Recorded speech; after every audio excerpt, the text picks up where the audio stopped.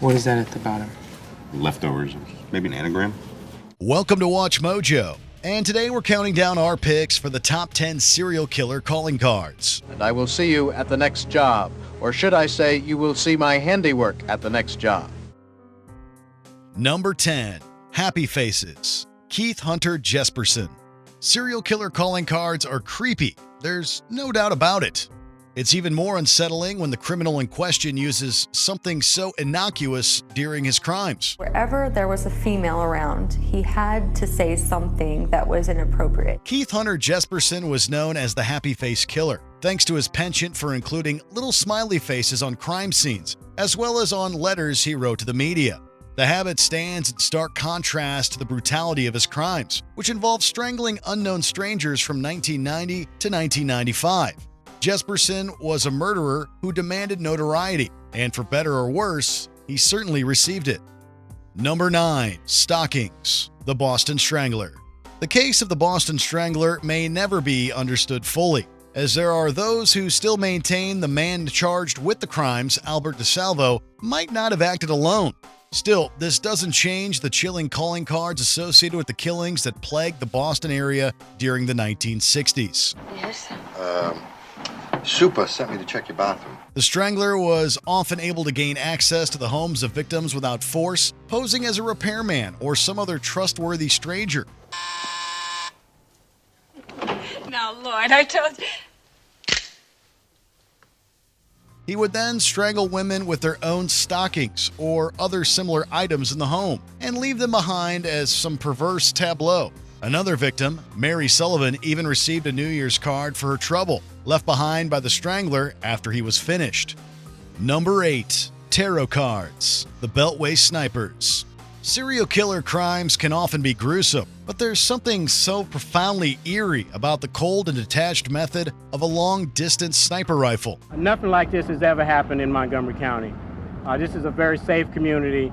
Our homicide rate just increased by 25% in one day. The Beltway snipers terrorized multiple states throughout 2002, but focused their destructive energies largely on the Washington, D.C. area. I was a ghoul. I was a thief. I stole people's lives. Although John Allen Muhammad and Lee Boyd Malvo didn't utilize the same calling card for every crime, news outlets picked up on the October 7th shooting of young Iran Brown thanks to one creepy coda.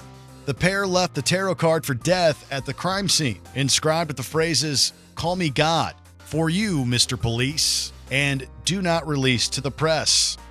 Number 7. Giggling. Kenneth Harrison, aka the Giggler. Some serial killers feel guilt-ridden about their crimes and leave behind clues to assist in their capture by authorities. Others, meanwhile, contact the police for another reason, to brag. Kenneth Harrison gave himself the nickname of the Giggler when tipping off Boston PD about the location of his victims, laughing about it the whole time.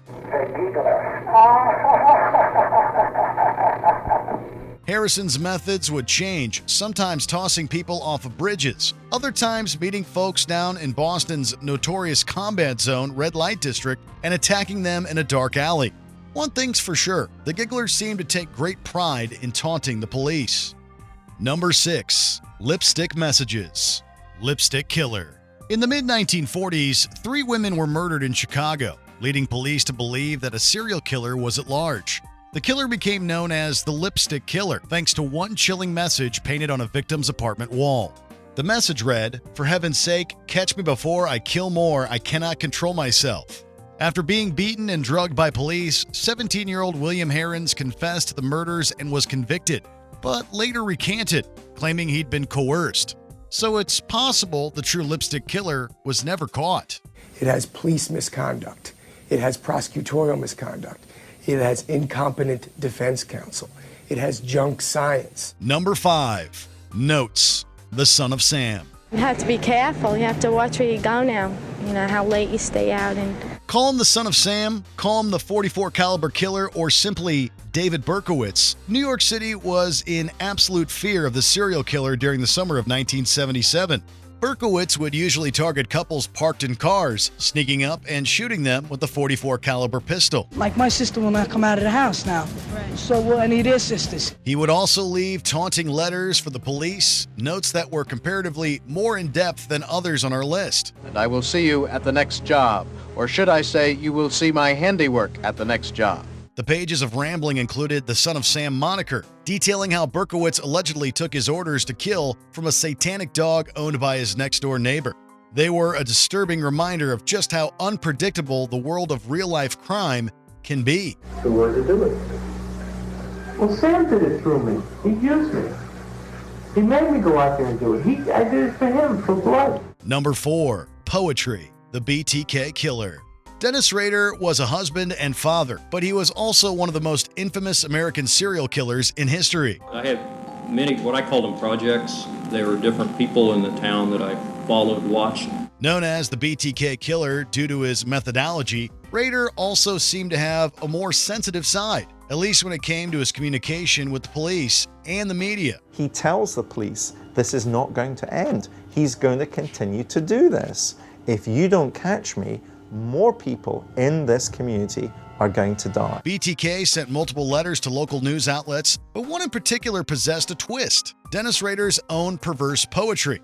The ABC affiliate KAKE in Wichita, Kansas received 2 letters from Rader, the latter of which adapted the folk song "Oh Death" with a poem that took the song's lyrics and shifted them into a poem about one of Rader's victims, Nancy Fox. I just don't think you can kill 10 people and be sane. Number 3. Body parts. Jack the Ripper.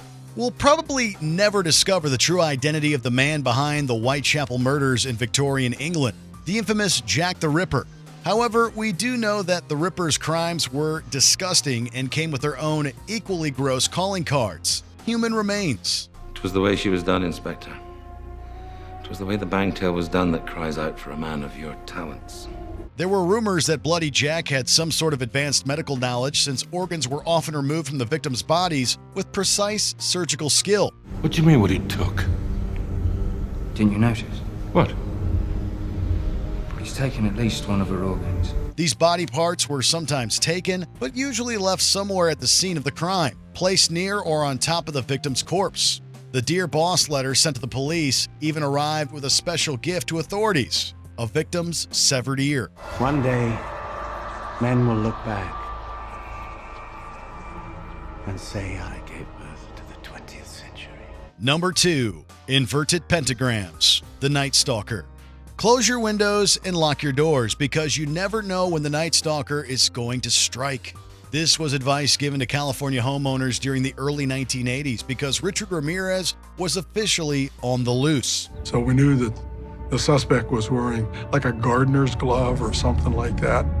And we never find a single fingerprint. Ramirez was the product of tremendous childhood trauma that would all eventually lead to a life of crime and devotion to Satanism. The Night Stalker was known for drawing inverted pentagrams on his hands for attention while on trial, but Ramirez also left the symbols as calling cards during his murders. There is a 5-pointed star enclosed in a circle, a pentagram. To some, it is the mark of the devil. He even demanded one victim swear to Satan that he wasn't holding out on any valuables within the home. I believe in the evil in human nature. This is a wicked world. And in a wicked world, wicked people are born. Before we continue, be sure to subscribe to our channel and ring the bell to get notified about our latest videos. You have the option to be notified for occasional videos or all of them. If you're on your phone, make sure you go into your settings and switch on notifications.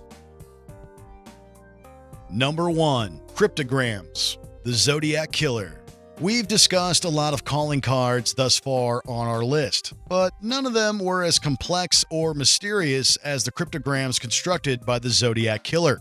A cryptogram is a word puzzle that demands decoding in order to uncover its meaning. And you got symbols from at least 7 different sources: Greek, Morse code, maybe semaphore, weather symbols, astrological signs. The Zodiac sent bold and taunting letters to newspapers and police along with these cryptograms, claiming that they would hold the secret to where he would strike next. What is that at the bottom? Leftovers, maybe an anagram. 4 cryptograms in total were sent, with only one being deciphered prior to December of 2020, when the 340 cipher was finally solved by a team of individuals from the United States, Belgium, and Australia. Did you enjoy this video? Check out these other clips from WatchMojo, and be sure to subscribe and ring the bell to be notified about our latest videos.